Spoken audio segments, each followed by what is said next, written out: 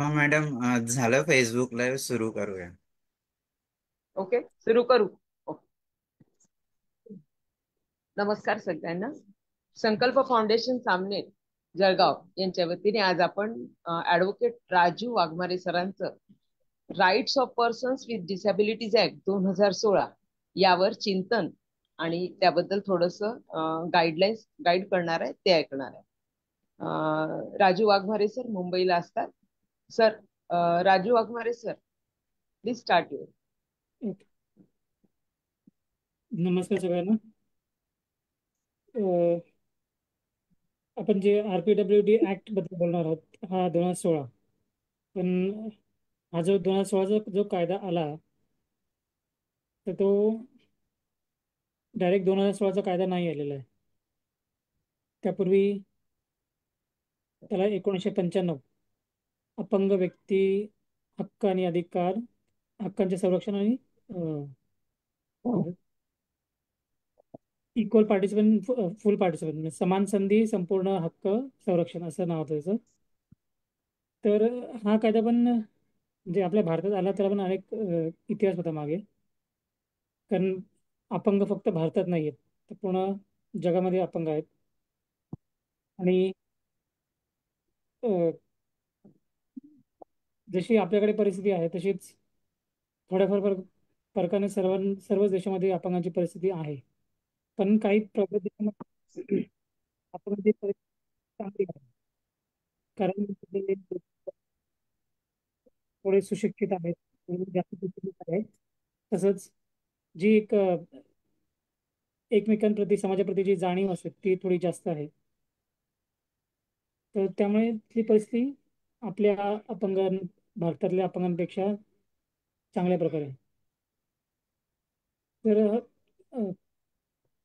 1993 साली एक बैठक झाली, जागतिक बैठक झाली, आणि त्याच्यामध्ये असं जागतिक जगाचा अभ्यास झाला. त्याच्यामध्ये असं ठरलं की दिसून आलं की प्रत्येक देशामध्ये अपंग आहेत आणि त्यांची परिस्थिती जी आहे, सामाजिक आर्थिक ची परिस्थिती बिकटच आहे. आणि ती सुधारण्यासाठी खूप आवश्यक आहे असं सगळ्यांनाच आवश्यकता वाटते. आणि त्यावेळेस ठरलं की प्रत्येक देशाने आपापल्या देशामध्ये एक अपंगासाठी कायदा करायचा. आणि त्या त्या कायद्यानुसार, म्हणजे कायदा यासाठी करायचा की जेणेकरून एक बंधन येईल की अपंगांची सामाजिक आर्थिक परिस्थिती सुधारण्यासाठी, सांस्कृतिक प्रगतीसाठी, राजकीय याच्यामध्ये एक लोकांवर बंधन येईल. कारण कायदा असेल तर लोक ऍटलिस्ट मानतील, म्हणजे थोडं पाळतील. पण असं कायदा नसेल तर त्या गोष्टी जास्त इम्पॉर्टंट दिलं जाणार नाही. पण कायद्याच्या भीतीने तरी म्हणजे लोक त्याचं योग्य, म्हणजे त्याची अंमलबजावणी होईल किंवा त्या गोष्टी होतील. त्यामुळे असं ठरलं की सगळ्या देशांनी आपापल्या देशात कायदा बनवायचा आणि त्याच्यासाठी एक प्रिन्सिपल गाईडलाईन्स तयार करण्यात आल्या की कशा पद्धतीने कायदा, कुठल्या कुठल्या गोष्टींचा विचार करायला पाहिजे. आणि त्यावेळी आपल्या देशात कायदा आपण भारताने पास केला 1995 साली. अ, अपंग हक्क संपूर्ण संरक्षण, तो कायदा आहे. समान संधी संपूर्ण संरक्षण, प्रोटेक्शन ऑफ द राईट्स, अपंग अधिकारांचे संरक्षण, असा कायदा अंमलात आला. आणि तो कायदा अंमलात आल्यावर अंमलात आला तेव्हा फक्त सगळ्या माहिती, म्हणजे ऑलमोस्ट आता सगळ्यांना काही माहितीच आहे ते, की फक्त 7 प्रकारच्या अपंगांची नोंद त्याच्यामध्ये होती. आणि जो पण कायद्याचा बेनिफिट आहे तो फक्त या 7 कॅटेगरीज मिळणार होता. त्याच्यामध्ये होते अंध, मूकबधिर, कर्णबधिर, अस्थिव्यंग, मतिमंद, लेप्रिसिक्युअर, अशा एक 5-6 कॅटेगरी होत्या. आणि त्यातल्या प्रामुख्याने 3 प्रकारालाच जे कायद्याचं म्हणजे रिझर्वेशन होतं ते होतं, म्हणजे अस्थिव्यंग, अंध, मूकबधिर यांना. आणि जो एक बाकीच्या त्यांना रिझर्वेशन नव्हतं पण काही बेनिफिट मिळत होते स्कीम योजनामध्ये. त्याच्यामुळे बाकीच्या जे त्यांना बेनिफिट नव्हते, मग अशा वेळी ज्या इतर कॅटेगरीज होत्या, ऑटिझम, CP, मल्टिपल डिसेबिलिटी, अशांच्या पालकांना काळजी पडली की आपल्या मुलांचं काय होईल, आपल्या मुलांसाठी त्याच्यात काहीच नाही. त्याच्यानंतर मग त्या पालकांनी एकत्र येऊन गव्हर्नमेंटशी भांडून एक कायदा अंमलात आणला त्यांच्यामुळे, नॅशनल ट्रस्ट ऍक्ट. आणि त्याच्यामध्ये मग त्या मुलांसाठी वेगवेगळ्या तरतुदी करण्यात आल्या. हे सगळं झालं 2005-07 पर्यंत चाललं होतं, म्हणजे कायदे आला, त्याची अंमलबजावणी कशी होती ती, किती होती, म्हणजे सगळ्यांनी अनुभव घेतलाच आहे. म्हणजे अंमलबजावणी अगदी नाहीच्या बरोबर होती. आणि ज्यावेळी भारतात कायदा बनला त्यावेळी असं एक होतं की जागतिक स्तरावर युएन कन्व्हेन्शन म्हणतात त्याला. त्याच्यामध्ये एक सर्व देशांनी सही करायची होती की आम्ही आमच्या देशात कायदा बनवून त्याचं पालन करू, आणि ज्या आपण प्रिन्सिपल गाईडलाईन्स त्याप्रमाणे आम्ही करू. आणि त्याच्यामध्ये एक प्रोटोकॉल म्हणून असतो, त्या प्रोटोकॉलवर भारताने सही केलेली नाही. म्हणजे त्या प्रिन्सिपल गाईडलाईनचं लागू करणं भारतावर बंधनकारक नाही.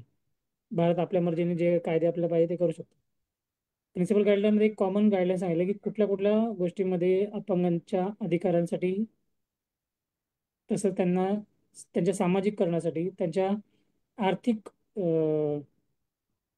प्रगतीसाठी, त्यांच्या सांस्कृतिक प्रगतीसाठी, म्हणजे एकंदरीत जीवनाच्या त्यांचं जीवनमान उंचावण्यासाठी काय करता येईल, कोणत्या कोणत्या गोष्टी कराव्या याबद्दल गाईडलाईन द्या. म्हणजे भारताने त्याच्यावर साईन केलेलं नाही.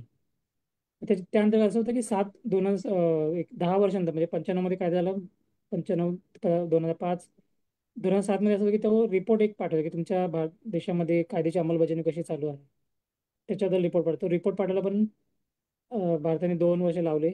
आणि त्याच्यानंतर पुन्हा मग अजून काही सुधारित गाईडलाईन आल्या UN कन्व्हेन्शनकडून की या गोष्टी अजून जसं त्याच्यामध्ये मग राजकीय आरक्षण द्यायला पाहिजे, अशा गोष्टी आल्या.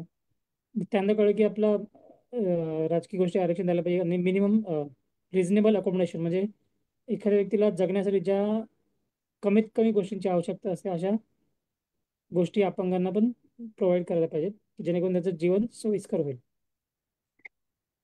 मग ह्या गाईडलाईन रिपोर्ट सबमिट केल्यानंतर मग पुन्हा नवीन जे गाईडलाईन सुधारित अमेंडमेंट झालं, म्हणजे सुधारणा झाल्या याच्यामध्ये UN कन्व्हेन्शनमध्ये पण, प्रिन्सिपल गाईडलाईन्समध्ये. आणि त्याच्यानंतर पुन्हा असं ठरलं की हा 1995चा कायदा हा सुधारित करायचा. आणि त्याच्यानंतर त्याच्यावर सुधारण्याचे अनेक बरेच कन्सल्टेशन झाले, स्टेट कन्सल्टेशन, नॅशनल कन्सल्टेशन वगैरे, विचारविनिमयासाठी अपंगांकडून सूचना वगैरे सगळ्या झाल्या. आणि त्या सुधारणा सगळ्या होऊन, ह्या सुधारणा सगळ्या ऑलमोस्ट 5-6 वर्ष चालल्या. आणि त्याच्यानंतर मग 2016चा कायदा आला, ज्याच्यामध्ये आपल्याला माहिती आहे की पूर्वी 7 कॅटेगरी होत्या, आता 21 कॅटेगरी झाल्या आहेत.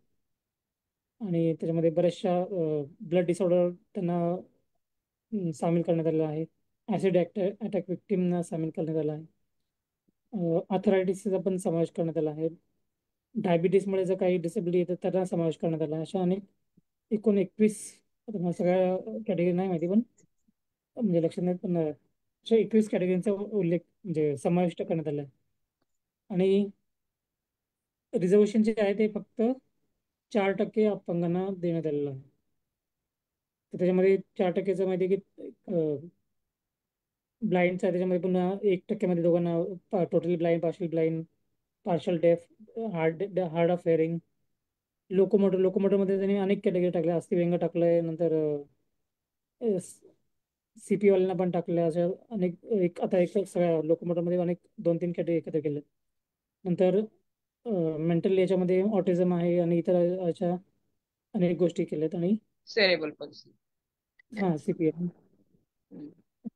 4% रिझर्वेशन आहे, म्हणजे 21%, जरी 21 कॅटेगरी असल्या तरी त्या सगळ्यांना रिझर्वेशनचा फायदा नाही घेता येत. पण काही वेळा अशा काही गोष्टींचा उल्लेख केला गव्हर्नमेंट रिझर्वेशन जॉबसाठी वगैरे, त्याच्यामध्ये 1% अनेक कॅटेगरीना इन्व्हॉल्व केलेलं असतं, की acid attack victim, blood disorder वगैरे सगळ्या अशा 1% एक एक्स्ट्रा टक्का दिला जातो. एज्युकेशनमध्ये 5% रिझर्वेशन आहे. हे झालं रिझर्वेशन गोष्टी. हां, कायद्याची तरतुदी महत्त्वाच्या अशा आहेत की जी पूर्वी डेफिनेशन होती, म्हणजे व्याख्या जी होती डिसेबिलिटीची, ती बदलली गेली 2016च्या याच्यामध्ये. आणि त्याच्यामध्ये फंक्शनल डिसेबिलिटी आणण्यात आलं, की तुम्ही म्हणजे जे अपंग व्यक्ती आहे त्याचं फंक्शन, काम. क्रिया किंवा त्याचं हालचाल, फंक्शन किती आहे त्यानुसार त्याचे टक्के ठरवण्याचं गाईडलाईन आल्या. की जेव्हा एखाद्या व्यक्ती सर्टिफिकेशनसाठी जाणार तर डॉक्टर त्याची फंक्शनल म्हणजे किती हालचाल आहे, त्याची किती मुवमेंट आहे, किती त्याचं हालचाल होऊ शकते त्याच्या अपंगत्वामुळे किंवा अपंगत्वामुळे होऊ शकत नाही, तर त्या गोष्टी चेक करून मगच त्या गाईडलाईन प्रमाणे टक्केवारी ठरवणार. असं हे नवीन पद्धत त्याच्यामुळे आली. त्याच्यामध्ये एक महत्वाची प्रोव्हिजन जी आली की ते राजकीय याच्यामध्ये अपंग व्यक्तींना सहभाग देण्यात यायला पाहिजे. हा एक त्या याच्यामध्ये तरतूद आली, पण ती बंधनकारक नाही आहे. त्याच्यामध्ये म्हटलं की दिली जावी, द्यावी असं नाही म्हटलेलं आहे. दिली जावी असं म्हटलं, म्हणजे कंपल्शन नाही. जेणेकरून जर एक्चुअली राजकारणाच्या ऐसा बताया गया है कि जब जिस मतलब जितना तक हो सकेगा उतना तक करना है, नहीं तो नहीं करना है, ऐसा मतलब इस तरह का लैंग्वेज यूज किया गया है. हाउ त्याने to whatever extent possible. हाँ, That is the kind of language used. Well, तो वो आप घुमा के वो कभी भी बोल सकते हो कि नहीं कर सकते. हाँ म्हणजे तो म्हणजे ती जी शब्दरचना जी वापरली गेली ती शॅल बी असं शॅल असं म्हटलं की केली जावी, जायलाच पाहिजे असं नाही, मस्ट बी नाही म्हटलेलं. कारण काही याच्यामध्ये आता रिझर्वेशन याच्यामध्ये तसं म्हटलं की रिझर्वेशन असलं पाहिजे, द्यायला पाहिजे असं म्हटलं. पण या बाबतीत असं नाही म्हटलं की द्यायला पाहिजे, ह्याच्यात म्हटलं दिली जावी, देणे मॅन्डेटरी नाहीये. मॅन्डेटरी नाही. त्यामुळे काय होतं की एक चांगला क्लॉज जो आहे, जो एक की चांगली प्रोव्हिजन आहे कायद्यामध्ये, ती अंमलबजावणी न झाल्यामुळे, होत नसल्यामुळे, म्हणजे आपलं जे अपंगांचं राजकारणामध्ये पण आपलं एक स्थान निर्माण व्हायला पाहिजे, तर ते नाही होऊ शकत आहे. आणि ह्याला कारणीभूत सगळे आपले राजकारणी लोकच आहेत. कारण कोणाला वाटत नाही की म्हणजे अपंगांपैकी कोणी येऊन त्यांनी त्यांचं एक हे निर्माण करावं. कारण बीजेपीच्या याच्यामध्ये पण ते पूर्वी त्यांच्याकडे बीजेपीकडे पण अपंगाचा सेल होता, काँग्रेसकडे पण होता. त्यांच्याकडे एक सेल असताना देखील, म्हणजे त्यांचे सगळे सेल होते अपंगांसाठी, स्पेशल सेल होते बीजेपी आणि काँग्रेसकडे, त्यांच्या सेलला भेटलेलो पण आहे.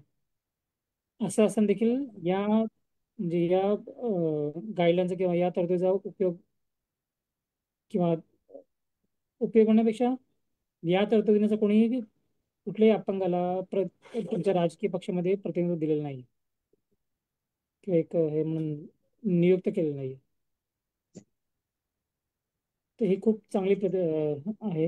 आर्टिकल नंतर 29 जो था यूएन कन्वेंशन में, जो बोलता है कि हर देश में जो भी डिसेबल्ड पर्सन रहेंगे उसमें इक्वल अपॉर्चुनिटी दिया जाएगा पॉलिटिकल पार्टिसिपेशन के लिए. वो जो आर्टिकल है, जब हम हमारी नियम उस कन्वेंशन के तरफ के अनुसार बनाने गए तो वो आर्टिकल को हमने डेलिबरेटली स्किप कर दिया, ऐसा दिख रहा है. मुद्दाम आपल्या भारतात जेव्हा तो कायदा बनवला तेव्हा मुद्दाम त्याला टाळण्यात आलेलं आहे. त्या गोष्टीवर 5-6 वर्ष चर्चा झाली. आम्ही पूर्ण भारतभरमध्ये, म्हणजे मी ह्युमन राईट्स भारताचे 6 विभाग करून प्रत्येक झोन पाहिजे, आणि प्रत्येक झोनमध्ये पण अमेंडमेंट बद्दल, म्हणजे अमेंडमेंट मध्ये नवीन जो सुधारित कायदा येणार त्याच्यामध्ये काय असलं पाहिजे किंवा काय नसायला पाहिजे, असायला पाहिजे, या सगळ्या गोष्टीवर जे जे अपंग संस्था होत्या, अपंग कार्यकर्ते होते, त्यांच्याकडे सगळ्यांकडून अ, त्यांची चर्चा करून त्यांच्याशी 2-2 दिवसाचे सेमिनार घेऊन हे सगळं अगदी नोट डाऊन करून आपण रिपोर्ट पाठवला होता की ह्या गोष्टी व्हायला पाहिजेत. ठीक आहे. दुसरं एक असं आहे की रिझनेबल अकोमोडेशन एक खूप चांगली तरतूद आहे कायद्यामध्ये, ज्यात म्हटलं की एखाद्या व्यक्तीला, म्हणजे एखाद्या व्यक्तीला म्हणजे हे कायद्याच्या याच्यानुसार अपंग व्यक्तीला जगण्यासाठी ज्या कमीत कमी गोष्टींची आवश्यकता, रिझनेबल रिझनेबल म्हणजे अगदी काय म्हणतात अगदी पूर्ण नाही म्हणू शकत आपण, रिझनेबल म्हणजे जे मराठी शब्द मला सुचत नाही. रिझनेबल म्हणजे अगदी नाम मात्र म्हणतो ना आपण जसं, नाममात्र जी गरज आहे त्या गोष्टी पुरवल्या जायला पाहिजेत. मग त्याच्यामध्ये अन्न त्यांनी बरंच, वस्त्र निवारा जसं हे आहे. नाही रिझनेबल म्हणजे हं. त्याच्याच लाईक अगदी रा, दॅट. रास्त आणि वाजवी दरात ना, हा. रास्त आणि वाजवी दरात. म्हणजे अगदी पूर्ण नाही, पण रास्ता ज्या आवश्यक ज्या आवश्यकता असतील म्हणजे आवश्यकता जर पूर्ण आहे पण पूर्ण नाही म्हटलं, रिझनेबल म्हटलं, तर त्या हो, रिझनेबल मध्ये रिझनेबल मध्ये त्यांनी लाईफ ऍटलीस्ट लीड करता येईल इतकं त्यांचं. म्हणजे व्यवस्थित जगता येईल. पण त्या रिझनेबल मध्ये पण त्यांनी अनेक गोष्टींचा उल्लेख केला आहे की रिझनेबल मध्ये त्यांनी पब्लिक प्लेसमध्ये म्हटलंय की पब्लिक प्लेस हे डायरेक्ट फ्री एन्व्हायरमेंट असलं पाहिजे reasonable. जेणेकरून public ला कोणाच्या मदतीशिवाय किंवा आठवड्यापणे वावरता येईल. इव्हन ट्रान्सपोर्टमध्ये म्हटलं रिझनेबल अकोमोडेशन असलं पाहिजे की अपंग व्यक्तीला वाहतुकीमध्ये म्हणजे पब्लिक ट्रान्सपोर्ट आहे त्याच्यामध्ये जाता येईल, त्याचा उपयोग करता येईल. इव्हन जे स्ट्रक्चर बांधलं जातं त्याच्यामध्ये म्हटलं आहे की रिझनेबल अकोमोडेशन पाहिजे. जसं बिल्डिंग बांधतात त्यावेळी पायऱ्या असतात, तर पायऱ्यांच्या ऐवजी जर आपण रॅम्प बनवलं तर ते सगळ्यांनाच उपयोगी पडणार आहे. म्हणजे स्पेशली काही फक्त अपंगच लोक रॅम्प वापरतात असं नाहीये. असं एक झालेल्या एका सर्वेमध्ये असं कळलं की म्हणजे जिना आणि रॅम्प दोन्ही एक बाजूला बनवले होते. I think अमेरिकेमध्येच तो सर्वे झालेला आहे. ते सगळ्यात जास्त लोक रॅम्पचाच यूज करत होते, कारण घाईघाईमध्ये इमर्जन्सीमध्ये आपण रॅम्पवरून पळत जाऊ शकतो. जे म्हातारे आहेत ते लोक रॅम्प वापरत होते, जे ओझं उचलून नेणारे आहेत ते लोक रॅम्प वापरत होते, आजारी लोक आहेत ते लोक रॅम्पचा वापर करत होते, जे टेम्पररी अपंग झाले अपंगत्व आहेत ते लोक वापरत होते, प्रेग्नेंट महिला रॅम्प वापरत होत्या. तर जिना आणि दोन्ही एक बाजूला असं जास्त उपयोग रॅम्पचा होत होता. म्हणजे रॅम्प काय फक्त अपंगासाठी असं नाहीये, म्हणजे अपंगांसाठीच बनवला जातो किंवा जायला पाहिजे असं नाही. कारण रॅम्प ही एक बांधण्याची पद्धती आहे की जी सगळ्यांना सोयीस्कर होऊ शकते. म्हणजे असं म्हटलं की जेव्हा नवीन काय पण स्ट्रक्चर बांधलं जाईल म्हणजे गव्हर्नमेंटचं पब्लिक बिल्डिंग असेल किंवा रेसिडेन्शियल जे असेल म्हाडा वगैरे, तर त्याच्यामध्ये पण रिझनेबल अकोमोडेशन असलं पाहिजे की जेणेकरून म्हणजे रॅम्प असला पाहिजे, दरवाजे मोठे असले पाहिजेत. जर हाऊसिंग स्कीम असेल त्याच्यामध्ये मग टॉयलेट मोठं असलं पाहिजे घरामध्ये, कारण आपल्या घराला टॉयलेट खूप छोटं असतं, व्हीलचेअर नाही जाऊ शकत. तर हे रिझनेबल गोष्टी त्या असल्या पाहिजे, ज्या पण सोयी सुविधा आहेत अपंगासाठी, ज्या सोयी सुविधा आहेत तिथपर्यंत अपंगांना सहज पोहोचता यावं अशा प्रकारचे असलं पाहिजे. आता आपण गव्हर्नमेंट ऑफिस एक ऑलमोस्ट 95% ऑफिस ॲक्सेबल नाहीत, की तिथे अपंग जाता येत नाही. बिल्डिंग अजून आहेत किंवा तिकडे पायऱ्या आहेत, पायऱ्यानंतर मग रॅम्प आहे किंवा मग लिफ्टच्या आधी पायऱ्या आहेत किंवा मग लिफ्ट छोटी आहे तिथे व्हीलचेअर जाऊच शकत नाही. इवन जरी गेले त्यामुळे मग जे ऑफिस आहे तिथे व्हीलचेअरवाला जाऊ शकत नाही, कुबड्यावाला पण जाऊ शकत नाही, कारण दोन्ही आता दोन कुबड्या जर असतील त्याला सहज जाणं शक्य नाही. त्या काळामध्ये म्हणलं की ज्या पण मग तुम्ही ज्या सोयी सुविधा अपंगासाठी कराल त्या रिझनेबल रिझनेबल अकोमोडेशन द्यायला पाहिजे. म्हणजे त्यांचा विचार ज्या पण तुम्ही सोयी सुविधा निर्माण कराल त्यावेळी अपंगांना विचारात घेऊनच त्या गोष्टी करायला पाहिजेत. मग त्या सर्व करावं. नंतर झालं लिगल सपोर्ट बद्दल पण म्हटलेलं आहे की ज्यावेळी अपंगांना कायद्याची गरज असते तर तो म्हणजे लिगल एड प्रोव्हाइड करणं. लिगल एडचं झालंच, पण ज्यावेळी अपंगांना गरज असेल तर ती सुविधा अशी असली पाहिजे जेणेकरून अपंगांचे जे प्रश्न असेल ते लवकर पाठवायला पाहिजे. आणि त्यासाठी वेगळी विशेष तरतूद व्हायला पाहिजे. फास्ट ट्रॅक कोर्टची निर्मिती असली पाहिजे. फास्ट ट्रॅक काहीतरी वेगळे स्पेशल जज अपॉइंट केलेले असावेत की जेणेकरून अपंगाच्या जे समस्या असतील कायदेविषयक ज्या पण अडचणी असेल त्या त्या पद्धतीने सॉल्व्ह होतील आणि त्यांना लवकरात लवकर न्याय मिळेल, त्यासाठी तरतूद आहे. बॅरियर फ्री एन्व्हायरमेंट बद्दल पण खूप छानपैकी लिहिलं आहे की गाईडलाईन्स दिलेले आहेत की कशा प्रकारे कोणत्या कोणत्या ठिकाणी म्हणजे त्याच्यामध्ये सगळं म्हटलं की पब्लिक प्लेसेस आले म्हणजे गार्डन, इव्हन गार्डन असो, गव्हर्नमेंट ऑफिसेस आहेत, ट्रान्सपोर्ट आहे. मग ते ट्रान्सपोर्टमध्ये सगळं आलं, रोड एअर आणि वॉटर तिन्ही ट्रान्सपोर्टमध्ये म्हटलं की तिथे अपंगांना सहज जाता येईल अशा प्रकारचं ते तिथल्या सुधारणा करायला हवेत आणि तशा प्रकारचं सुविधाजनक असलं पाहिजे. इव्हन रोड रेल्वे सर्व तर त्या त्याच्यामध्ये गाईडलाईन्स दिलेल्या आहेत. गाईडलाईन अगदी स्पष्ट आहेत की कशा प्रकारे तुम्ही बनवायला पाहिजे. त्याच्यामध्ये मिलीमीटरच्या हिशोबाने जर आपण गाईडलाईन बघितलं तर गाईडलाईनमध्ये मिलीमीटरच्या हिशोबाने मेजरमेंट दिलं की एवढ्या मिलीमीटरचा डोअर असला पाहिजे व्हीलचेअर जाण्यासाठी, किंवा एवढा याचा रॅम्प असला पाहिजे, अशा प्रकारचं टॉयलेट असलं पाहिजे, तिथे कुठे हँडलिंग पाहिजे, किती उंचीवर पाहिजे, सगळ्या गोष्टी अगदी डिटेल्समध्ये दिल्या आहेत. पण त्याचं अंमलबजावणी होत नाही. हे झालं त्यातून ही एक तरतूद झाली. तर आपण म्हणजे प्रश्न सोडवण्यासाठी एक सिस्टीम निर्माण असली पाहिजे. ती सिस्टीम पण म्हणजे एकतर पूर्वी होतं की राज्यस्तरीय अपंग आयुक्त असला पाहिजे, आणि जर तिथे सॉल्व्ह नाही झालं तर मग मुख्य अपंग आयुक्त म्हणजे जो चीफ सेंट्रलला असणार, केंद्रीय केंद्राच्या ठिकाणी, अशी एक सिस्टम होती. पण या RPW मध्ये असं म्हटलं की प्रत्येक डिस्ट्रिक्ट लेवलला एक अपंगासाठी मार्गदर्शन केंद्र असलं पाहिजे, आणि त्याच्यामध्ये अपंग क्षेत्रात काम सर करणारे अभी जे एक रिसेंट जजमेंट आया हुआ है फ्रॉम द हाँ, Bombay high court, I think कि नहीं, बॉम्बे हाई कोर्ट नहीं बोला है कि जो प्रॉपरली कमिश्नर का जो डिसीजन होगा वो बाइंडिंग होगा तब तक कि ना, जब तक आप दिखा सकते हो कि कोई रीजनेबल ग्राउंड है ना मानने का।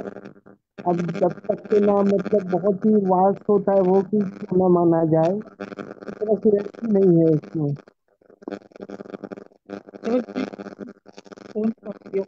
Not clear.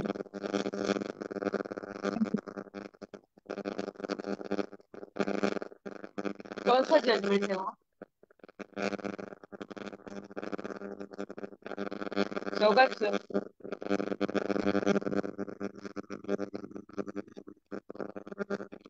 हॅलो.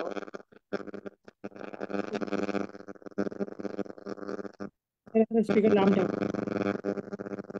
जजमेंट कोणतं आहे ते?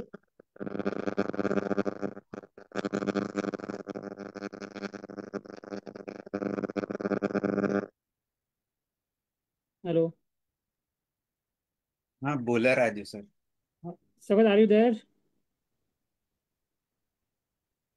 Saugata ji, please unmute.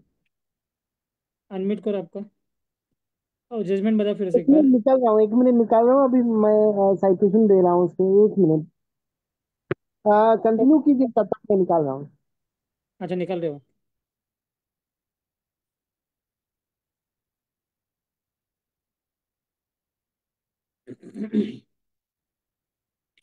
तो शुद्ध, अच्छा आफ्टर ढूंढने के बाद बोलता मुझे, तभी वो बोलतो. आता हे जे रिजनेबल अकोमोडेशनमध्ये म्हटलं की आता आपल्याकडे लो फ्लोअर बस आल्यात, म्हणजे मुंबईमध्ये सिटीमध्ये लो फ्लोअर बस आहेत. त्याला दोन दरवाजे असतात, एक पुढे आणि एक मध्यभागी. मध्यभागी जो दरवाजा असतो तिथे एक रॅम्प आहे, फोल्डिंग रॅम्प. तो बऱ्याच वेळा त्या बसमधल्या लोक म्हणजे ड्रायव्हर कंडक्टरला पण माहीत नसतो. तो एक फोल्डेड रॅम्प आहे. त्या रॅम्पचा असं टेक्निक, तो रॅम्प ओढून तो फुटपाथवर ठेवायचा असतो, आणि मग फुटपाथवरून व्हीलचेअरवाला बसमध्ये जाऊ शकतो. पण आपले फुटपाथच नीट नाही आहेत, कारण बस फुटपाथच्या जवळ येऊ शकत नाही, किंवा जरी आली तरी फुटपाथ जे आहे ते चांगल्या स्थितीत नाही, त्यामुळे तो रॅम्पचा उपयोग होत नाही. त्यापेक्षा दुसरं असं पण म्हणता येईल की आपल्याकडे फुटपाथच नाही आहेत. फुटपाथवर एकतर धंदा करणारे बसलेले असतात, किंवा गाड्या लावलेल्या असतात, किंवा फुटपाथ तोडून छोट्या किल्ल्या असतात की जेणेकरून त्याच्यावर चालता पण येणार नाही. आणि ही परिस्थिती म्हणजे चांगली नसल्यामुळे जे व्हीलचेअरवाले आहेत किंवा जे अजून इतर जे युजर आहेत ते बाहेर पडू शकत नाही, कारण आपली जे सराउंडिंग आहे ते ॲक्सेबल नाही आहे, आणि ते लोक बाहेर नाही पडू शकत. त्यामुळे जरी ट्रान्सपोर्ट ॲक्सेबल झाला असला तरी त्याचा उपयोग त्यांना नाही करता येत, किंवा त्याचा नीट वापर व्हावा अशी पण परिस्थिती आपल्याकडे नाही आहे. तर हे रिजनेबल अकोमोडेशन हे पण म्हटलेलं आहे की जे स्ट्रक्चरल झालं, टेक्निकल झालं, ह्या गोष्टी किंवा इव्हन बॅरिफ्रीमध्ये पण हे म्हटलेलं आहे की स्ट्रक्चरल झालं, टेक्निकल झालं, ज्या अशा सुधारणा व्हायला पाहिजेत, गव्हर्नमेंटने करायला हवं की ज्या अपंगांना जगण्यासाठी सोयीस्कर होतील. हां, तर आपण हे सिस्टमचं बोलतो. तर आता जे नवीन कायद्यामध्ये अशी तरतूद आहे की प्रत्येक जिल्ह्याच्या ठिकाणी एक मार्गदर्शन केंद्र असतं. त्याच्यामध्ये कार्यकर्ते, अपंगासाठी कार्यकर्ते करणार ते एखादी संस्था, म्हणजे संस्थेचे प्रतिनिधी किंवा कार्यकर्ता, दुसरं गव्हर्नमेंटचे ऑफिस, असे तीन जणांचं एक 3-4 जणांची एक टीम असली पाहिजे की जे त्या त्या जिल्ह्यातल्या अपंग व्यक्तींचे प्रश्न सोडून त्यांच्याच लेवलला त्यांच्याच जिल्ह्याच्या ठिकाणी सोडवतील. त्यांना दुसरीकडे जायची गरज नाही. त्यांचं महाराष्ट्रामध्ये जर अपंग आयुक्ताकडे जायचं असेल त्याला पुण्याला यावं लागेल कुठल्याही व्यक्तीला. आणि महाराष्ट्राचे अपंग आयुक्त पुण्यामध्ये बसतात. त्यामुळे जर कुठल्या जिल्ह्यातून यायचं त्यांना पुण्याला यावं लागेल. पण या नवीन पद्धतीमुळे ही जी अंमलबजावणी जर योग्य प्रकारे झाली तर प्रत्येक अपंगाला आपल्या आपल्या जिल्ह्यामध्येच त्यांचे प्रश्न सॉल्व्ह व्हायला मदत होईल आणि ते अजून जास्त जलद गतीने होऊ शकतात हे जर व्यवस्थित याची अंमलबजावणी झाली तर.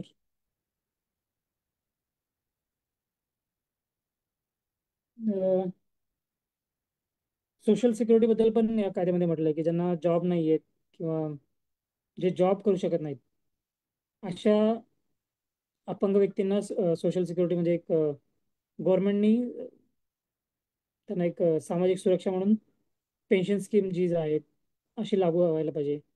किंवा जर अपंग व्यक्ती काहीच करू शकत नसेल तर त्याच्या वतीने त्याचे पालक किंवा त्याचे भावंड जर काय करू शकत असेल बिझनेस किंवा लोन वगैरे घेऊन तर ते लोक देखील लोन घेऊन त्या अपंग व्यक्तीच्या नावाने बिझनेस करू म्हणजे उद्योग काही करू शकतात, लोन घेऊ शकतात आणि त्या अपंग व्यक्तीला त्याने सांभाळायला पाहिजे असं तरतूद आहे. आणि अशी तरतूद नॅशनल ट्रस्ट ऍक्टमध्ये पण आहे की अपंग व्यक्तीच्या वतीने त्याचे पालक किंवा नातेवाईक भावंड किंवा इतर कोणी नातेवाईक त्याचं गार्डियनशिप म्हणतात, त्याला गार्डियनशिप घेऊन त्याच्या वतीने ते इन्कम जनरेशनचं काम करू शकतात. हेल्थ सिक्युरिटीसाठी पण म्हटलेलं आहे की हेल्थ सुरक्षासाठी असलं पाहिजे. इवन असं 2016 मध्ये असं आहे की मूल जन्माला येतात त्याच्या पहिल्या काही 2-3 दिवसामध्ये पूर्ण म्हणजे जन्माला आल्यावर लगेच 3 तासाच्या आत किंवा जेवढं लवकर होईल लवकर त्याची पूर्ण चाचणी व्हायला पाहिजे, तपासणी व्हायला पाहिजे फ्री ऑफ कॉस्ट की त्याच्यात कुठला अपंगत्व आहे की नाही ते पाहिजे. जेणेकरून जर काय असेल तर ते लगेच त्याच्यावर उपचार करता येईल आणि पुढचं त्याचं सिव्हिरिटी जी वाढणार असेल तर ती टाळता येईल. आणि ही प्रत्येक जिल्हा रुग्णालयामध्ये ही सोय असावी व्हायला पाहिजे अशी प्रोव्हिजन आहे. सांगितलेलं आहे की प्रत्येक जिल्हा रुग्णालयामध्ये ही सोय असली पाहिजे. सगळ्यात मिला जजमेंट.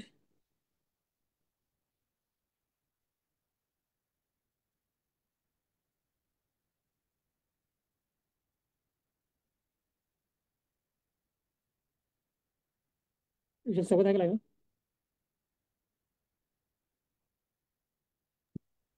सर कुठला तुम्हाला पाहिजे? मी ओपन केलंय ती फाईल PDF.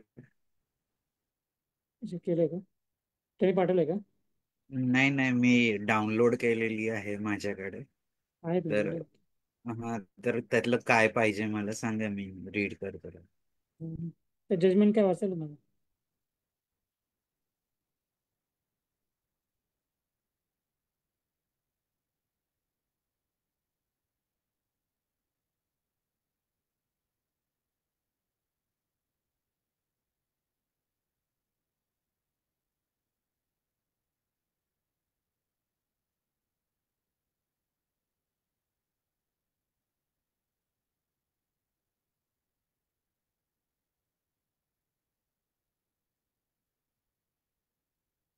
सर जजमेंटची नाही कॉपी मिळाली मला.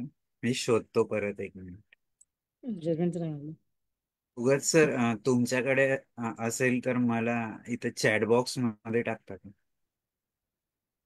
सवाल आपके पास है तो आप भेज दो इधर, या आप पढ़ के दिखाओ.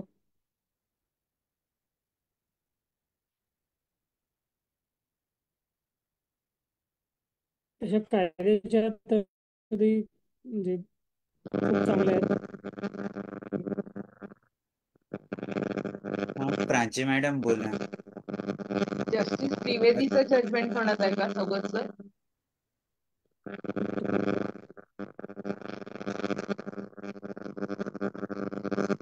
प्राची मॅडम, तुमच्या बॅकग्राऊंडला खूप काहीतरी आवाज येतो, एकदा चेक करा ना. तुमचा आवाज नाही येते, बॅकग्राऊंडचाच आवाज आहे. नाही, काहीच नाहीये माझ्या इथे.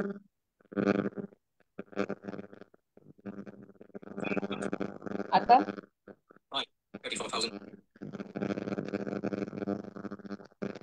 अजूनही येतो. म्हणजे खरखर आवाज येतो. हा, आता बंद झालं. हम्म. ओके. हा, आता थोडा कमी आहे पण येतोच आहे. ते हेडफोन लावले म्हणून असेल कदाचित. आता ते headphone आहे, बरोबर. Okay okay. सौगत सर, आप हो तो जजमेंट पढ़ सकोगे या फिर मुझे चैट बॉक्स में डालिए ताकि मैं पढ़ सकूं.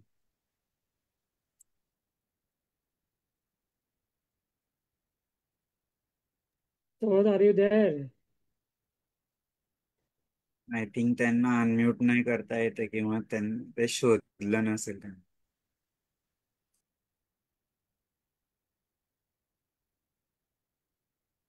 तशा कायद्याच्या अनेक चांगल्या तरतुदी आहेत आणि त्याचं अंमलबजावणी होण्याचं मेन कारण जे आहे ते जे अधिकारी बसलेले आहेत त्याच्या अंमलबजावणीसाठी त्यांची तेवढी संवेदनशीलता नाही, त्याच्यामुळे त्याची अंमलबजावणी होत नाही. आणि एक जे असे कन्सर्न ज्या पण पार्टी निवडून येतात त्यांचं कन्सर्न त्याबद्दल तेवढं कितपत आहे त्याच्यावर पण डिपेंड असेल, जे राजकारणी जे सरकार आहे त्यांचं. आताच आपण जर बघायला गेलं तर हे लाडकी बहीण योजना आणली, लाडका भाऊ योजना आणली, पण संजय गांधी पेन्शनचा जो प्रश्न आहे तो किती वर्षापासून चाललेला आहे. म्हणजे 2010 साली पृथ्वीराज चव्हाण असताना तेव्हा त्यांच्या एक मीटिंगमध्ये ठरलं होतं की त्यावेळी 600 रुपये पेन्शन होती, 500 की 600 रुपये. त्यावेळी ठरलं होतं की 1000 रुपये करायची. ती आता 1 वर्षापूर्वी 1000 रुपये झाली, म्हणजे 12-13 वर्षानंतर असं. आणि काय म्हणतात की एक मोदींनी पण काय केलं, फक्त अपंगांचं दिव्यांग करून काही मोठं नवल केलं वाटतं असं होतं. पण ज्या अपंगाच्या जे अंमलबजावणी आहेत त्या होत नाहीत. म्हणजे अपंगाला काय म्हणतात, ब्लाइंडला आंधळा म्हटलं काय, ब्लाइंड म्हटलं काय, नेत्र म्हटलं काय, काय फरक पडत नाही त्याला. दिव्यांग म्हणून काही मोठं नवल नाही होत. जे महत्वाचं जे आहे कायद्याची अंमलबजावणी व्हायला पाहिजे. मोदी देखील म्हणजे त्यांनी पण त्याच्या लक्ष म्हणजे ते कायद्याच्या अंमलबजावणीबद्दल काय केलं नाहीये, फक्त अपंगाचं दिव्यांग करून टाकलं झालं. सगळ्यात महत्वाचं फक्त सर, एक त्यात अजून एक आहे त्याच्याबद्दल विचारायचं होतं. जे ऍक्ट मध्ये appointment about the appointment advisory board and the role of advisory board, त्याबद्दल काय आहे नेमकं? दोन प्रकारे एक स्टेट स्टेट लेवलचं असतं एक बोर्ड आणि एक नॅशनल लेवलला पण असते. तर या बोर्डमध्ये आपण NGO, गव्हर्नमेंट अधिकारी आणि अशा लोकांची टीम होती. त्यांनी कायद्याच्या अंमलबजावणीबद्दल अं, सरकारला हे करायला पाहिजे, रिपोर्ट यायचा की काय परिस्थिती आहे किंवा काय अडचणी आहेत किंवा काय व्हायला पाहिजे. तर त्याच्याबद्दल पण काही होत नाही. तो बोर्ड स्थापनेला आता किती अजून झाला की मला पण माहित नाही, पण आता झाला होता. आणि कोण आहे नाही माहिती मला पण, म्हणजे खरं सांगायचं तर. पण आणि इवन आपले आता 2016 मध्ये कायदा आला आणि त्याचे रूल यायला अजून मोठं 20 जवळ हो. मेरा को जजमेंट मिला हाँ और ये मुझे टाइम लग गया. हाँ ठीक है ना तुम. 30 मिनट. जजमेंट का नाम है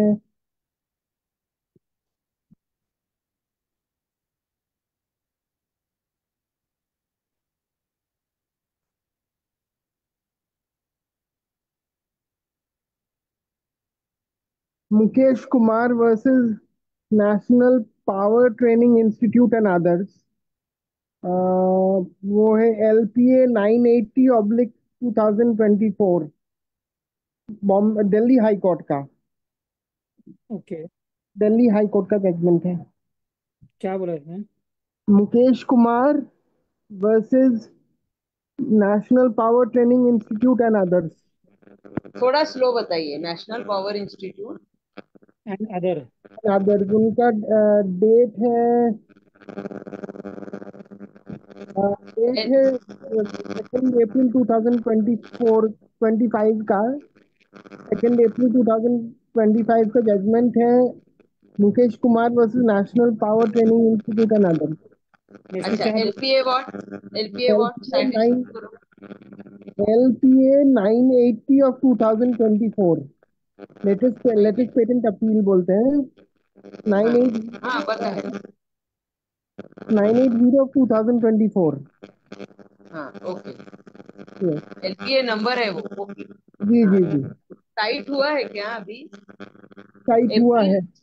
अप्रैल 2 अप्रैल 25 का है क्या? यस यस यस जजमेंट क्या? डेट है नहीं है? यस जी।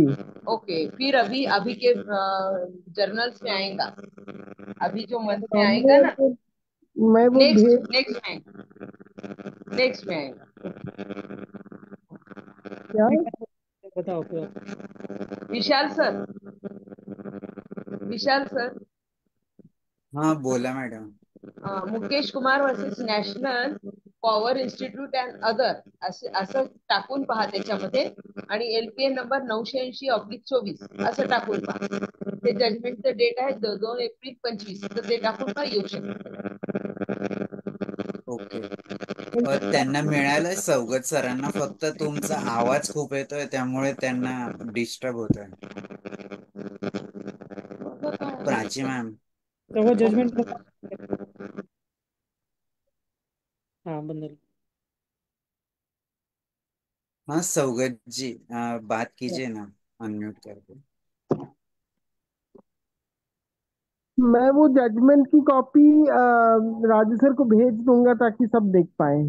लेकिन अभी क्या बताया उसमें, वो बताओ थोड़ा सा। तो क्या? एक्चुअली उससे बहुत, एक्चुअली अगर आपको कोई दैनंदिन प्रॉब्लम्स हो तो हाई कोर्ट में अपीयर करना और और मैटर्स लगवाना बहुत ही चैलेंजिंग होता है, क्योंकि हाई कोर्ट बोलिए सुप्रीम कोर्ट बोलिए, लगाना बहुत चैलेंजिंग होता है।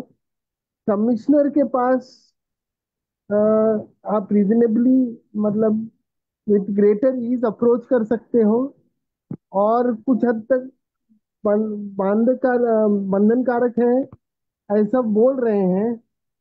लेकिन वो दिल्ली हाई कोर्ट का व्यू है, अभी बॉम्बे हाई कोर्ट या सुप्रीम कोर्ट क्या व्यू लेता है, we can cite and see, ताकि इससे अगर सिमिलर फाइंडिंग अगर बॉम्बे हाई कोर्ट का भी होता है या सुप्रीम कोर्ट का भी होता है तो सबको फायदा हो सकता है। तो और कमिश्नर का जो जजमेंट होता है वो ऑफन, एक केस था जिसमें एक फार्मर, मतलब उसको प्रॉब्लम था, आईज का देख नहीं पाता था, उसका रिपोर्ट वगैरह वगैरह। तो उसने केस फाइल किया था कि ये जो हॉस्पिटल है या जो भी इंस्टीट्यूट है वो जो डॉक्यूमेंट्स दे रहा है उसे, वो एक्सेसिबल है ही नहीं।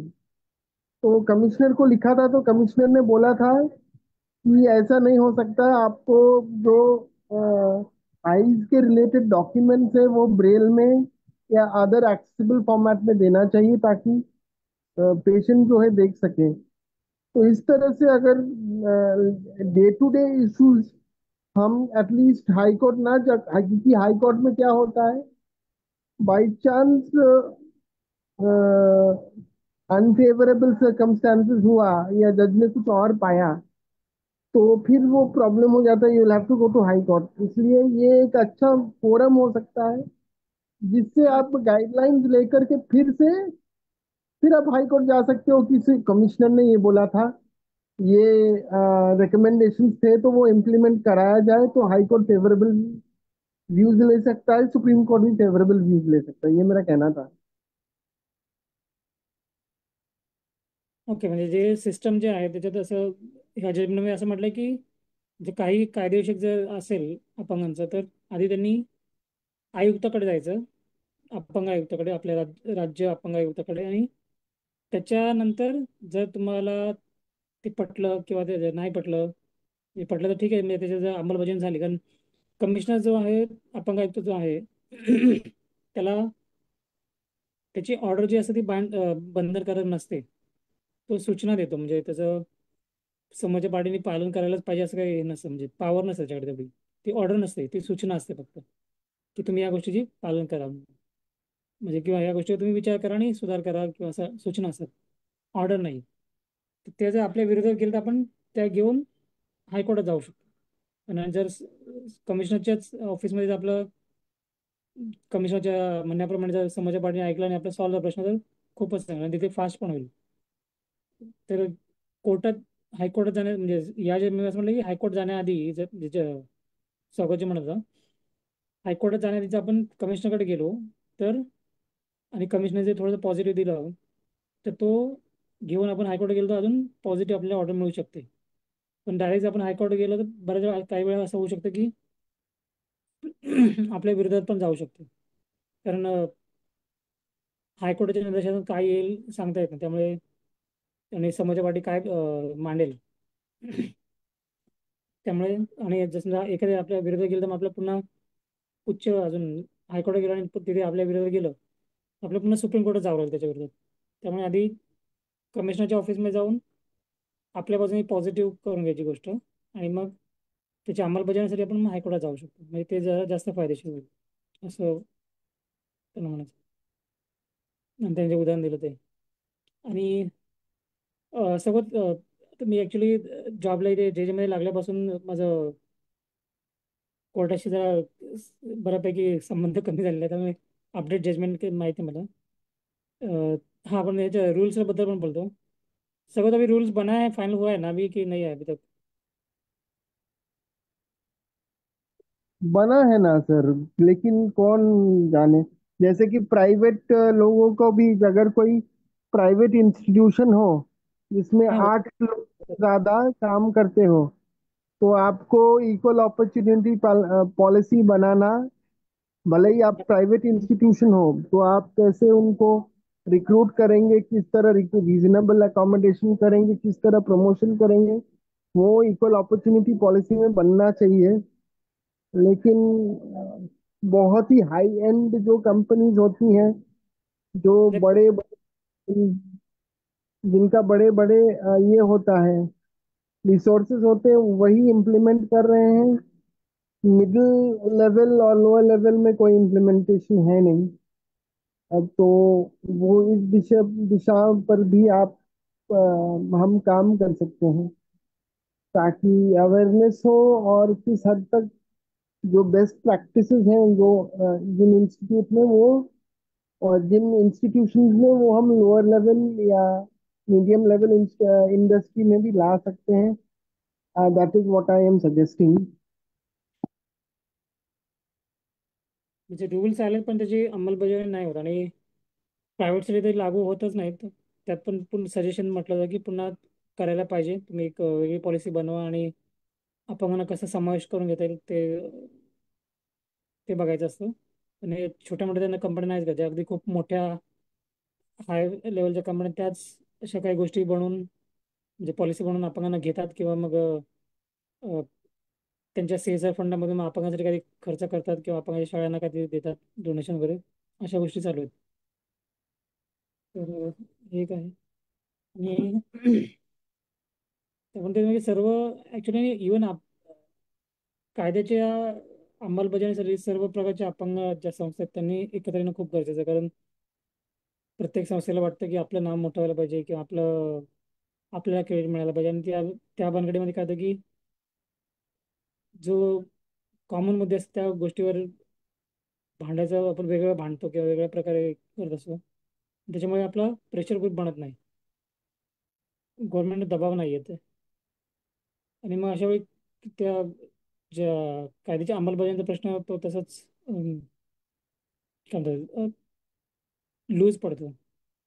ज्यावेळी आपण सगळे आता एक कालचंच उदाहरण, काल गेल्या वर्षी स्टेट गव्हर्नमेंटने ई रिक्षा देण्यासाठी फॉर्म भरले होते.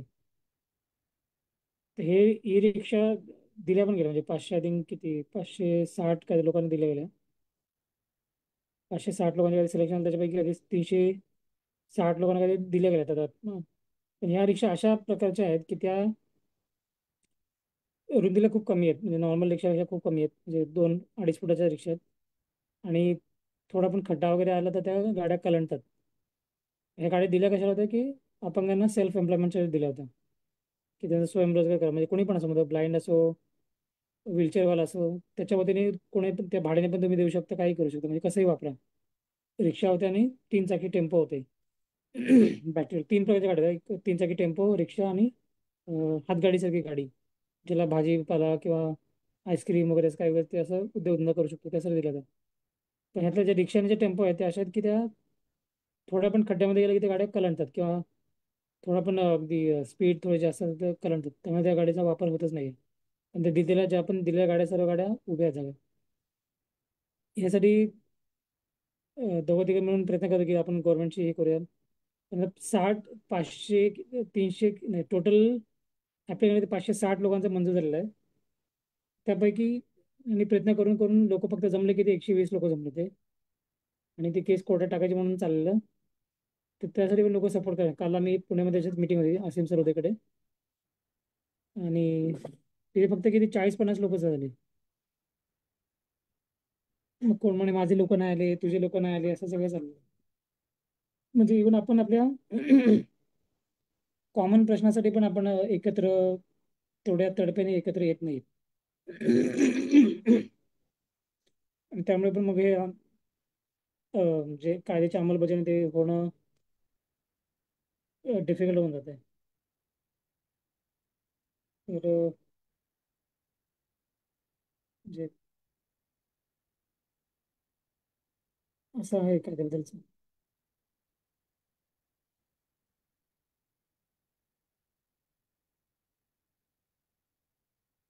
मागे बोलायचं विचारायचं असं विचारू शकता.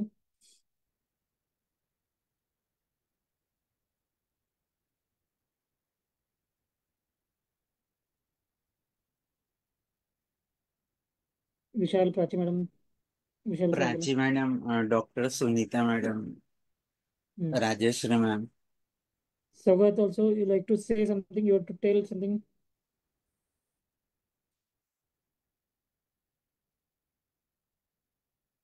about the implementation of RPW Act.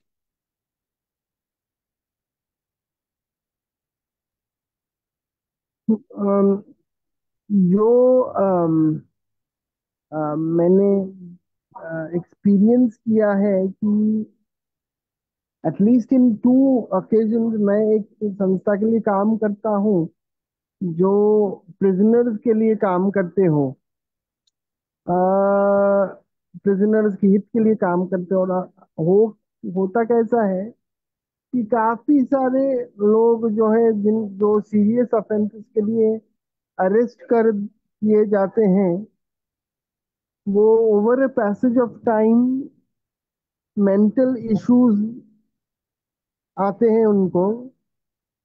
और तब जब असेसमेंट होता है एक्चुअली नियम अनुसार, आपको जब तक वो जब तक वो ठीक ना हो जाए तब तक वो क्रिमिनल केस चलता नहीं है। तो फिर क्या मतलब हमारा जो एक्सपीरियंस रहा है, जब जो भी, एक तो डॉक्टर्स जो है वो कोई फर्म ओपिनियन दे नहीं पाते हैं। एक तो बोलते हैं may be may not be mentally ill, and secondly बहुत हाई प्रोबेबिलिटी है कि है भी, तो सब स्किज़ोफ्रेनिक है, वेरी कॉमनली फाउंड।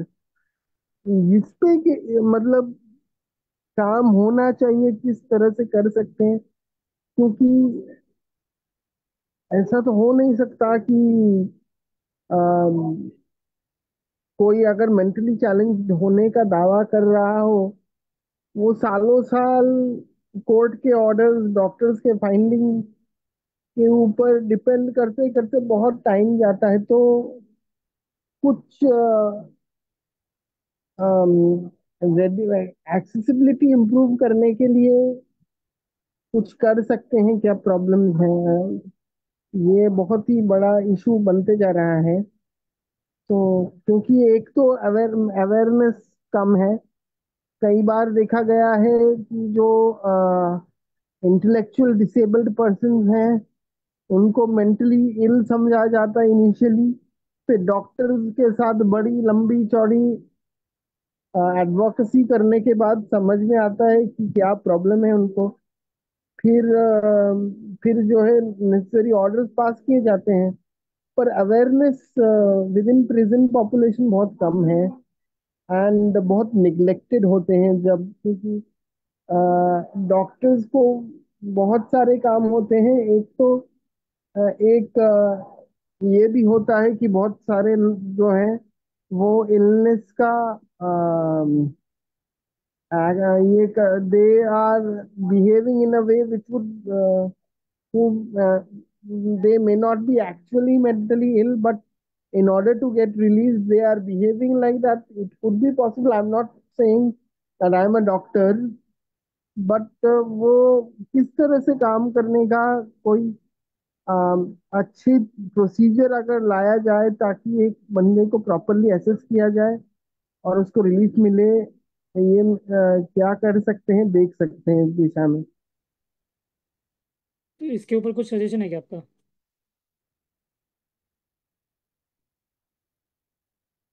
सजेशन ये है कि जो एडवाइजरी बोर्ड है हर डिस्ट्रिक्ट में, वो क्योंकि अभी तक प्रोसीजर कैसा है, हर बार एक डॉक्टर को बुलाया जाता है, वो रिजर्व्ड ओपिनियन रखता है, रिजर्व करके ऐसा हो जाता है, फिर वो जे जाता है, फिर मैटर घूमता ही रहता है। तो अगर जो डिस्ट्रिक्ट बोर्ड्स हैं मेंटल हेल्थ एक्ट के अनुसार, उनको अगर एक्टिवेट किया जाए ताकि वो मंथली बैठ के उन हर केसेस, कौन सच बोल रहा है, कौन कौन जेन्युइन है, कौन कौन फेक कर रहे हैं अपना मेंटल इलनेस, वो जल्दी कर सकते हैं।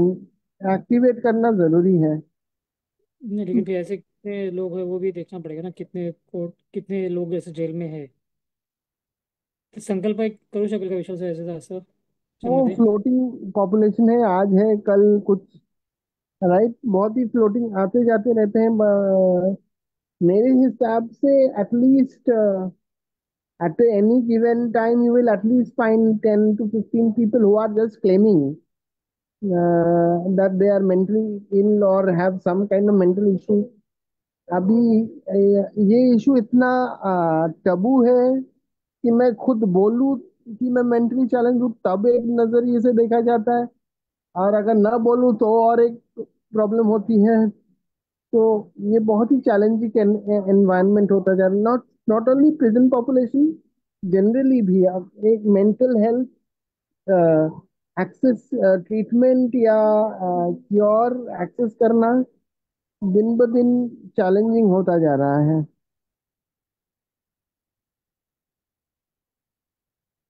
ओके. तर विशाल सर आणि प्राची याच्यावर काय आपला करता येऊ सर ते शकतं? तुम्ही प्राची जिल्ह्याच्या मॅडम बोला.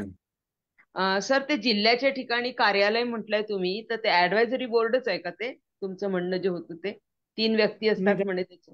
वगैरे नाही, ते ऍक्च्युली हे डिस्ट्रिक्ट पूर्वी ते DDRC होतं एक, आता त्याला अच्छा वेगळं नाव दिलं, डिस्ट्रिक्ट डिसेबिलिटी कोऑर्डिनेशन सेंटर असं काहीतरी नाव, अजून त्याचं नाव फायनल अच्छा. व्हायचं आहे.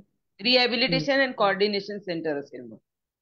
हां, पूर्वी त्याचं district disability disability rehabilitation and आता रिहॅबिलिटेशन सेंटर असेल कदाचित. आता ओके. डिस्ट्रिक्ट गायडन्स सेंटर असं काहीतरी, गायडन्स अँड इन्फॉर्मेशन सेंटर असं. District guidance and information centre. Okay. Disability guidance याचं इन्फॉर्मेशन सेंटर. याचं मेन कोण असतं? जिल्हाधिकारी आहे का मेन? हां, जिल्हा एक आणि जण अजून कोण अपंग, असतं 2? आणि त्या जिल्ह्याचे एक मला वाटतं MLA कोणाला घेणार की नाही, दुसरे अधिकारी दुसरे, अच्छा, म्हणजे एमएलए वगैरे. फायनल आणि एक फायनल तेवढी दिव्यांगांच्या रिलेटेड कोणीतरी असावं एखादं. एक NGO असं डिसेबिलिटीचं काम करणाऱ्या NGO कडून असणार. सर तुम्ही LLC 3 म्हणत आहे का? LLC नाही, LLC वेगळं झालं. ह्या नवीन कायद्याप्रमाणे आहे ना, हा. LLC तर ती नॅशनल सेंटरमध्ये येते, लोकल लेवल ती कम्युनिटी. हो, ती याच्या करताय ना ती, ते फक्त नॅशनल, मेंटली डिसेबल याच्यासाठी, त्यांच्या गार्डियनशिपसाठी आहे. नाही, लोकल लेवल कमिटी बरेच कामं करते. ते हो त्या हो त्या त्यांच्या जिल्ह्यातल्या किंवा त्यांच्या तालुक्यातल्या जे 4 कॅटेगरी आहेत म्हणजे ऑटिझम, मेंटल हो रिटार्डेशन, हो विकलांग, हो त्यांच्या मी पुनर्वसनासाठी पूर्ण काम करते. हो रिहॅबिलिटेशन अँड गार्डियनशिपच्या संदर्भात मी आहे याचं- मी आहे मी आहे अच्छा, त्याची मेंबर. छान छान. तर त्याच्याआधी हे 2016 मध्ये अशी दुसरी एक कमिटी की ती प्रत्येक जिल्ह्याच्या स्तरावर असणार, ती त्या त्या जिल्ह्यावर त्यांचे इश्यू सॉल्व्ह करणं. आणि advisory board in every district जे म्हटलेलं आहे तुम्ही, तर हे तो रिलेटेड टू. त्याच्यामध्ये पण पुन्हा म्हणजे एक त्या जिल्ह्याकडून जे जाईल म्हणजे त्यामध्ये कलेक्टर असेल ॲडवायझरी बोर्डमध्ये, अच्छा. आणि एनजीओचं एक कोणी असेल. हा ते अजून त्याची काही अंमलबजावणी झालीच नाही, त्यामुळे तो एक अच्छा गोंधळ झाला. अंमलबजावणी. हम्म. हा आता आपल्याला दिव्यांग मंत्रालय पण आलं, पण दिव्यांग ह्या गोष्टी सगळ्या दिव्यांग मंत्रालयाच्या अंडरमध्ये यायला हव्यात असं एक हा तरतूद प्लॅनिंग आहे, पण त्याचं अजून काय काहीच नाही. याच्या संदर्भात आपल्यालाच काही करावं लागेल. हा पण मग तेच दिव्यांगांनाच पुढे यावं लागेल, दिव्यांगांनाच पुढे यावं लागेल आणि करावं लागेल. दिव्यांगाच्या ज्या संस्था आहेत ना, हम्म त्याने तरी मिळून एकत्र येऊन जर हे केलं ना की हे व्हायला पाहिजे. हम्म त्याचा पाठपुरावा जरी आपण केला तर ते होण्यासाठी ऍटलीस्ट हम्म एकदा सुरू मध्ये कसं पण सुरू राहील. हा पण ते हा जोपर्यंत सुरू नाही तोपर्यंत काही नाही होऊ शकत. हम्म कारण सुरू झालं की आता संकल्पासारख्या संस्था मग त्या त्या आपल्या लेवलला काम करतील. तुमचं हो जर वेगवेगळ्या मध्ये आहेत मग तिथे आपण त्याचा पाठपुरावा होऊ शकतो, त्या कमिटीचं काय चाललं हो, तुमचं काम काय चाललं, म्हणजे काय करताय, आमचे हे प्रश्न आहेत, हम्म अशा ह्या गरजा आहेत, त्या गोष्टी आपण त्यांना हे करू शकतो. बरोबर.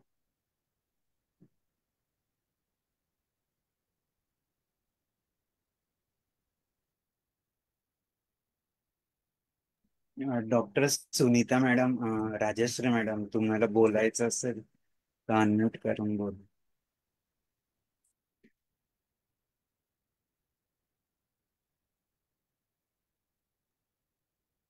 सर मला एक म्हणजे विचारायचं होतं की गव्हर्नमेंट जेव्हा आपल्याला डिसेबिलिटी जास्ती असल्यानंतर पण शिकायला परमिशन म्हणजे शिकू देते, तर मग जॉबच्या वेळी का आपल्याला अटी घातल्या जातात? कारण शिकताना जर आपलं डिसेबिलिटी त्यांना माहिती आहे की 80% आहे, 90% आहे, पण मग जॉबच्या वेळी का ते म्हणजे ग्राह्य धरलं जात नाही, तेव्हा का अटी टाकल्या जातात की 40% असावं, 50% असावं, त्याच्यावरती नाही? मग आपण जर शिकून घेतलाय तर मग त्याचा उपयोग काय, गव्हर्नमेंट जर आपल्याला जॉब देत नसेल तर? गव्हर्नमेंट जॉब, आता गव्हर्नमेंट म्हणजे कोण अशी की गव्हर्नमेंटमध्ये जे अधिकारी असतात ना त्यांची जी मेंटॅलिटी असते ती बऱ्याच वेळा खराब असते. म्हणजे खरं काय सरळ शब्द म्हणायचं, त्यांची मेंटॅलिटीच खूप खराब असते. ते हे बघत नाही की एखादा व्यक्ती शिकला आहे तर त्याची कॅपॅसिटी आहे काम करण्याची, किंवा त्याची तेवढी तो एवढी प्रोडक्टिव्हिटी देऊ शकतो, एक हो क्षमता आहे, बघत नाही.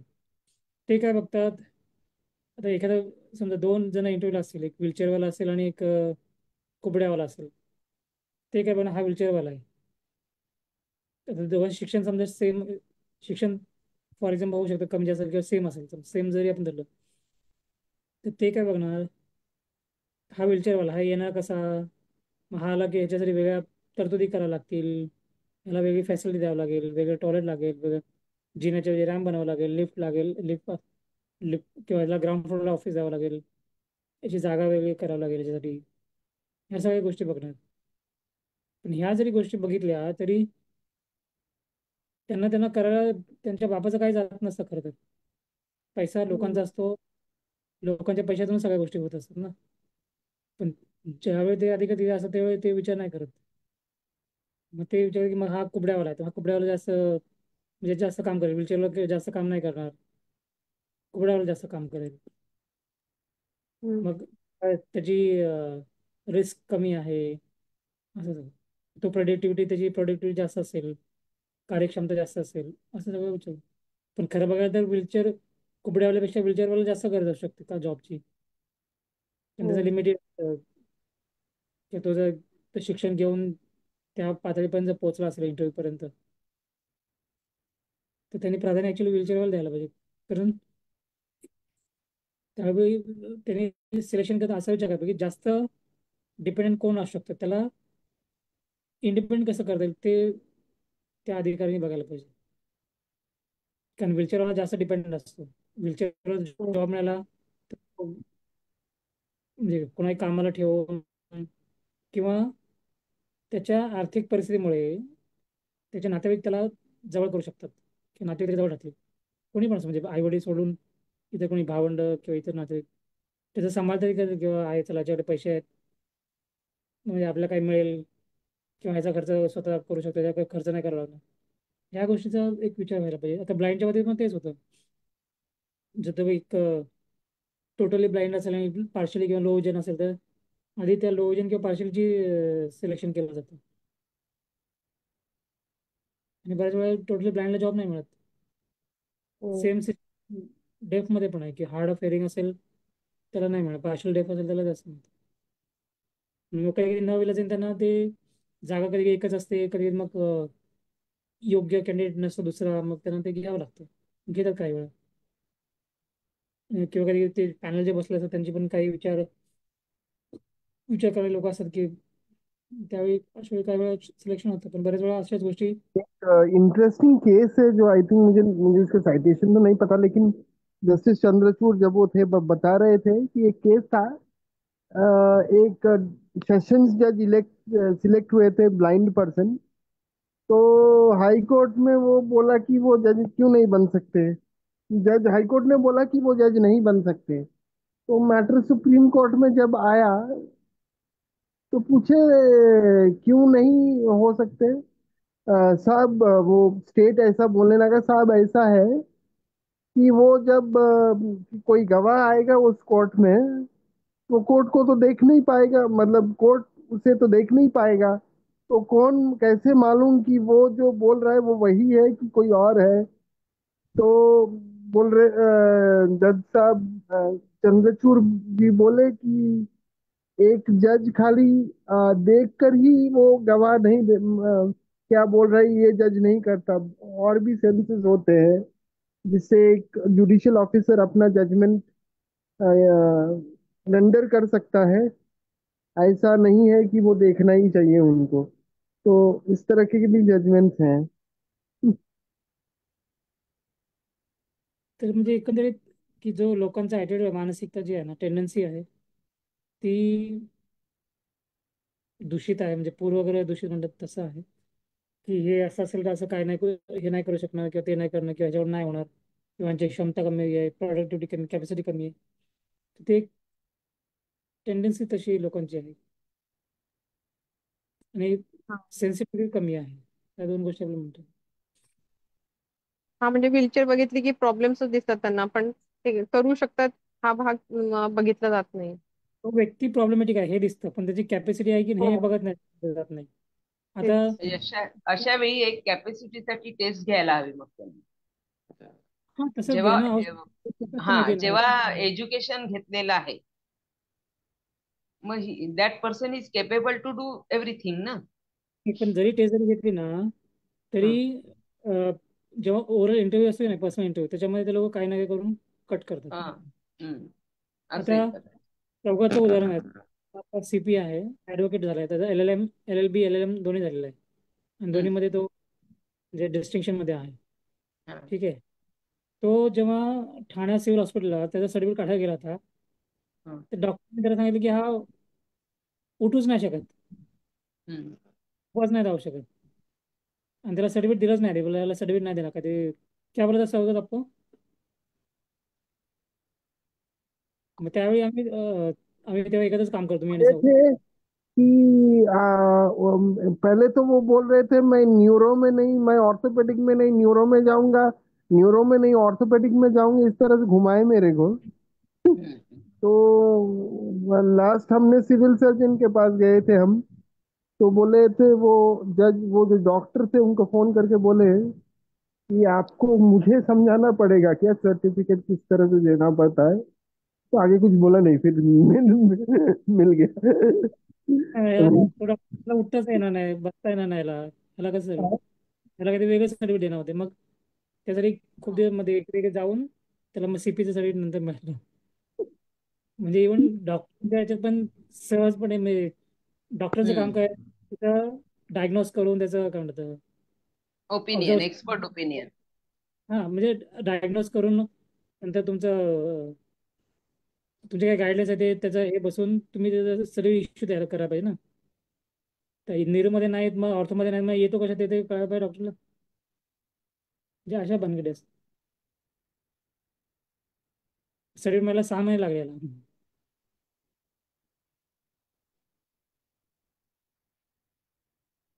इव्हन आता बऱ्याच वेळा डिसेबिलिटी कमी करण्याचा पण प्रयत्न करतात. आता जे आता आपल्या ज्या गाईडलाईन्स आल्या त्या असं होतं की पूर्वी 6 फुटावरचा जर दिसत असेल तर तो ब्लाइंड दिसत नसेल सॉरी तर तो काय ब्लाइंड नव्हता असं काही. आता त्या गाईडलाईन चेंज होऊन ते 10 फुटापर्यंत जर तुम्हाला दिसत नसेल तर तुम्ही ब्लाइंड नाही असं काहीतरी आहे. जे जे पॅरामीटर ते चेंज केलेत म्हणजे जो रेंज होता लांबचा होता तो कमी करण्यात आलेला आहे, सॉरी वाढवण्यात आलेला आहे की जेणेकरून तुमचं ब्लाइंडनेस आहे ते त्याच्यामध्ये तुम्ही ब्लाइंडमधून येणार नाही. म्हणजे पूर्वी तुम्हाला 6 फुटापर्यंत दिसत असेल तर तुम्ही ब्लाइंड दिसत नसेल 6 फुटाच्या पुढचं तर तुम्ही ब्लाइंड होतात. आता ते 10 फुटाच्या पुढचं जर दिसत नसेल तर तुम्ही ब्लाइंड असाल, तर 6 फुटापर्यंत दिसाल तर तुम्ही ब्लाइंड नाहीये असं झालेलं आहे. म्हणजे पूर्वी 2x आणि 6x60चा जो पॅरामीटर होता तो आता कमी करा 2x6 असं काही करण्यात आलं. म्हणजे एक्झॅक्ट नाही सांगता मला पण जो रेंज होती ती वाढवण्यात आलेली आहे. त्यामुळे जो आधी जो ब्लाइंड म्हटलं जायचं तो आता ब्लाइंड नाहीये किंवा लो विजनवाला नाहीये. आणि बऱ्याच वेळा असं होतं की अनेक लोकांचे सर्टिफिकेट कमी केले जातात, पर्सेंटेज कमी केले जातात. हा इश्यू खूप सगळ्या ठिकाणी म्हणजे पूर्ण भारतभर हा इश्यू चालू होता की पूर्वी ज्यांना 50% होते त्यांना 40% केलं, 60 होते त्यांना कधी 40 केलं, असं बऱ्याच ठिकाणी चाललं. ते काही वेळी मुद्दामून केलं जातं, पुन्हा मग रिअपील केलं की पुन्हा पर्सेंटेज वाढवलं जातात म्हणजे अपिलात गेल्यावर. तर ह्या सगळ्या एक गव्हर्नमेंटकडून एक राजकारण चाललंय असं म्हणता येईल आपल्याला. आणि एक लोकांची टेंडन्सी जी आहे आणि सेन्सिटिव्हिटी ती कमी होत चालली आहे असं मला वाटलं.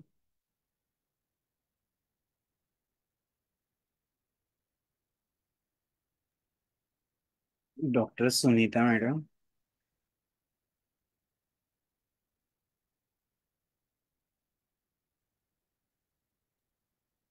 Hello sir. हां नाही, सरांनी खूप छान माहिती दिली आणि ते मला जास्त आता काय बोलता नाही, तब्येत जरा बरी नाहीये, अच्छा पण अच्छा. खूप छान माहिती दिली सरांनी.